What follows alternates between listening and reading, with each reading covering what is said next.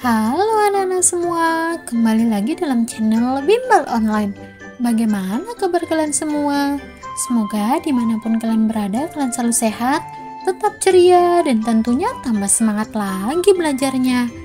Nah anak-anak, sebelum kita lanjut ke video pembelajaran kita kali ini, jangan lupa di subscribe dulu ya, agar anak-anak tidak ketinggalan akan video-video terbaru dari channel Bimbel Online. Nah anak-anak semua, di video kali ini kita akan sama-sama membahas dan memahami pelajaran IPAS untuk kelas 4 sekolah dasar, yaitu bab 1, tumbuhan sumber kehidupan di bumi, topik C2 yaitu penyebaran biji. Anak-anak sudah siap? Kalau sudah siap, yuk kita mulai pembelajaran kita kali ini. Nah anak-anak semua, diharapkan dalam topik ini tujuan pembelajaran kita kali ini yaitu 1. Peserta didik bisa mendeskripsikan macam-macam cara penyebaran biji. Tujuan pembelajaran yang kedua yaitu peserta didik bisa mengaitkan hubungan makhluk hidup lain dan komponen abiotik dalam membantu perkembangbiakan tumbuhan. Nah anak-anak, itu tadi tujuan pembelajaran kita pada topik kali ini. Nah anak-anak semua, kalau di video kita sebelumnya kita sama-sama membahas proses perkembangbiakan tumbuhan yaitu dengan topik C1, proses penyerbukan. Kali ini kita akan sama-sama membahas topik C2 yaitu proses perkembangbiakan tumbuhan dengan cara penyebaran biji. Yuk kita sama-sama membaca percakapan berikut. Lihat Dara, tumbuhan ini sudah berbuah. Ada juga yang menjadi kacang. Berarti tumbuhan ini sudah berkembang biak. Lalu, bagaimana dari buah ini bisa tumbuh menyebar ke tempat lain ya? Anak-anak, tahukah kalian, sama seperti proses penyerbukan, tumbuhan pun membutuhkan bantuan untuk menyebarkan bijinya. Lalu, apa sajakah yang bisa membantu tumbuhan menyebarkan bijinya? Mari kita bahas. Nah anak-anak, tahukah kalian tumbuhan perlu untuk menyebarkan bijinya? Jika tidak disebar, maka tumbuhan baru akan tumbuh dekat pada tanaman induknya dan bisa terjadi persaingan dalam mendapatkan air, nutrisi dari tanah, serta ruang gerak untuk tumbuh. Tanaman baru juga bisa tertutupi oleh induknya sehingga sulit mendapatkan matahari. Nah, selain itu, makhluk hidup lain yang membantu tumbuhan sebagai sumber makanan dan tempat berlindung juga mendapat manfaat dengan adanya penyebaran biji. Ada beberapa cara penyebaran biji di alam, yaitu dengan bantuan hewan, angin, dan air. Gravitasi juga berperan dalam penyebaran biji. Buah yang sudah matang akan semakin berat, sehingga tangkainya tidak lagi kuat menahan, dan akhirnya buah jatuh ke bawah. Nah anak-anak, itu tadi pembahasan mengenai penyebaran biji. Sekarang kita akan lanjutkan ke lakukan bersama. Siapkan buku tugas dan diskusikanlah bersama teman kelompok kalian gambar-gambar berikut ini. A. Mengapa perlu penyebaran biji? Perhatikan gambar berikut. Manakah menurut kalian gambar lingkungan yang lebih baik untuk biji tumbuh? Apakah gambar A atau gambar B? Dan mengapa? Anak-anak bisa perhatikan gambar A dan B. Gambar penyebaran biji dalam gambar yang A dan penyebaran biji dalam gambar yang B. Kita lanjut ke pembahasan. A. Mengapa perlu penyebaran biji? Nah anak-anak, pada gambar A memperlihatkan area yang padat. Semakin padat, maka akan terjadi persaingan makanan, air yang tersedia pun dipakai untuk memenuhi kebutuhan tanaman yang semakin banyak. Sedangkan tanaman yang besar akan menutupi cahaya matahari bagi tanaman yang baru tumbuh. Area untuk tumbuh juga akan semakin sempit. Biji perlu disebar agar bisa tumbuh dengan baik dan tidak bersaing dengan induknya. Nah, anak-anak, makanya lebih bagus penyebaran biji pada gambar yang B. Pertanyaan yang B. Bagaimana cara biji menyebar? Anak-anak, tanaman tidak bisa berpindah tempat seperti kita dan hewan. Lalu, bagaimana tanaman bisa menyebarkan bijinya? Nah, anak-anak, cobalah pelajari gambar pada cara 1-5 untuk melihat berbagai cara penyebaran biji. Yuk kita lihat bersama-sama gambar pada cara 1 sampai dengan 5. Anak-anak, perhatikanlah gambar berikut.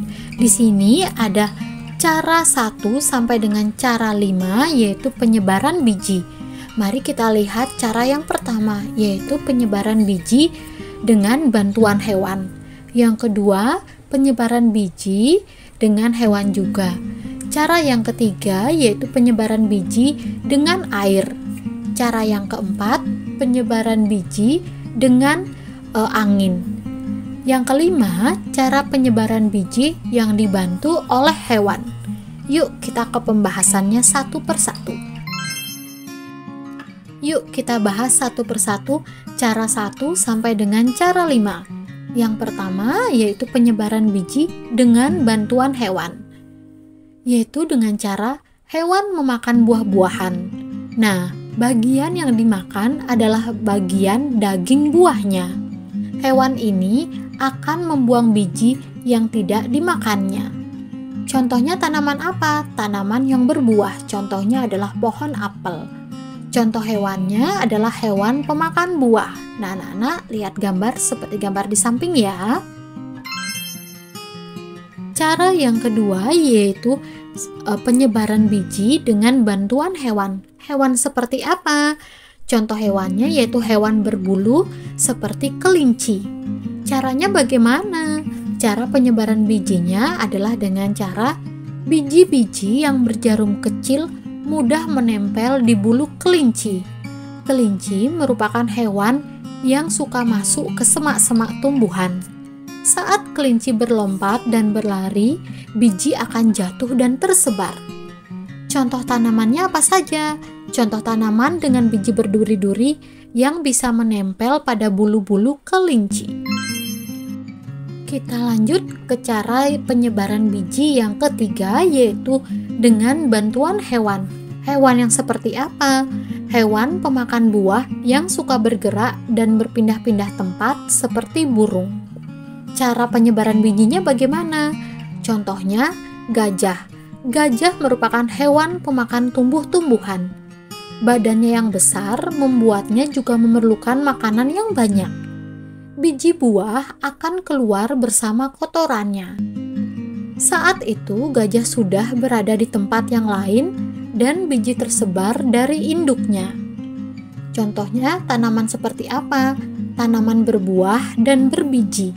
Nah, anak-anak, perhatikan juga gambar di samping. Ini merupakan gajah yang sedang memakan buah yang berbiji. Lanjut penyebaran biji dengan cara keempat, yaitu dengan cara bantuan angin. Nah, anak-anak, cara penyebaran biji ini contohnya dari bunga dandelion yang memiliki biji-biji yang ringan. Biji-biji itu akan tertiup dan terbawa angin dan jatuh di tempat lain. Contohnya tanaman seperti apa? Tanaman yang bijinya ringan, halus, dan mudah lepas dari tanamannya.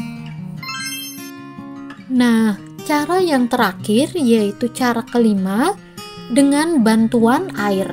Nah, penyebaran biji dengan bantuan air ini contohnya tumbuhan yang hidup di tempat berair seperti pantai, danau, sungai, dan dibantu oleh air untuk penyebaran bijinya.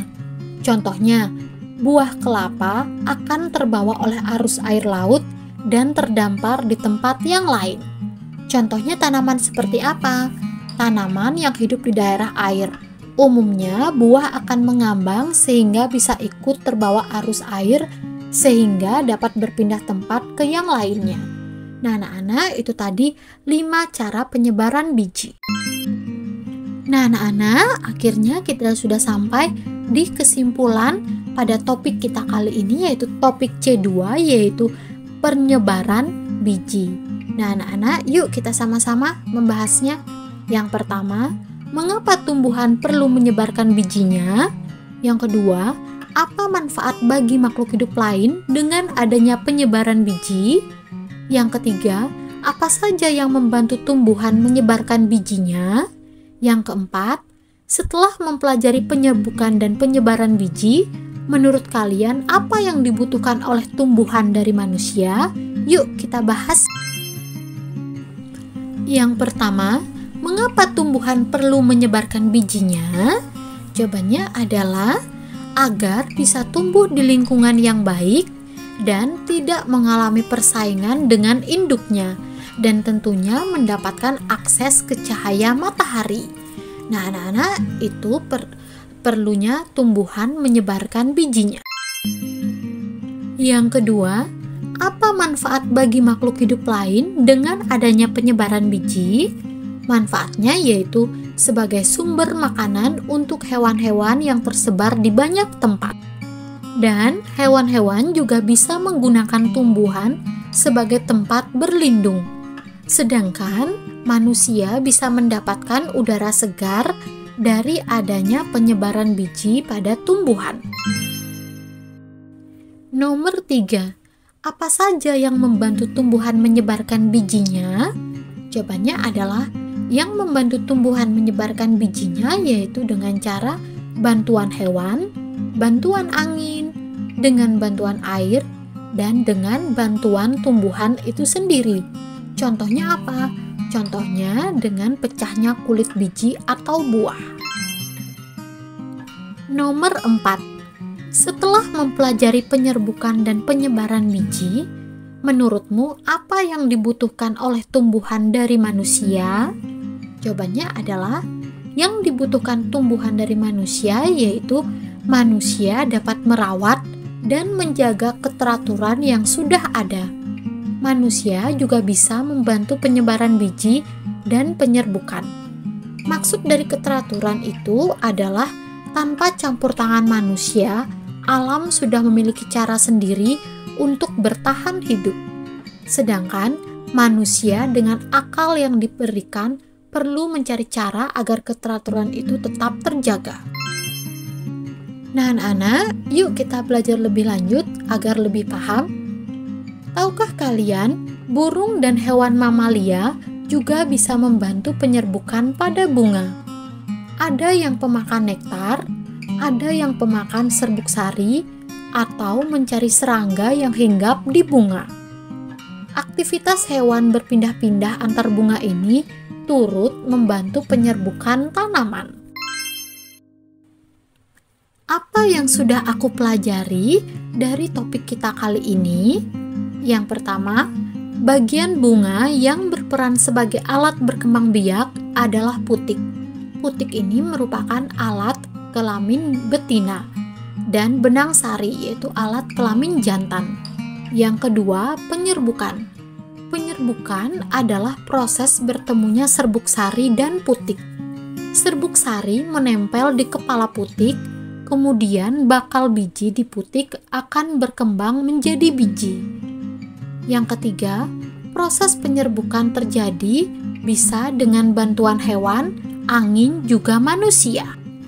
Yang sudah aku pelajari nomor 4, saat biji sudah terbentuk, tumbuhan menyebarkan bijinya dengan cara bantuan hewan, bantuan angin, bantuan air, dan tentunya dengan bantuan manusia. Nah, anak-anak, itu tadi yang sudah kalian pelajari pada topik kali ini. Nah, anak-anak semua, akhirnya kita sudah sampai di penghujung video pembelajaran kita kali ini. Terima kasih sudah sama-sama membahas dan sama-sama mempelajari pada topik C2 yaitu penyebaran biji pada tumbuhan. Semoga dengan video pembelajaran kita kali ini, semoga juga videonya dapat bermanfaat untuk anak-anak semua. Tetap semangat, tetap ceria, dan tentunya sehat selalu dimanapun kalian berada. Jangan lupa like, komen, dan subscribe ya, agar anak-anak tidak ketinggalan akan video-video terbaru dari channel Bimbel Online. Sampai jumpa di video selanjutnya. Bye-bye anak-anak.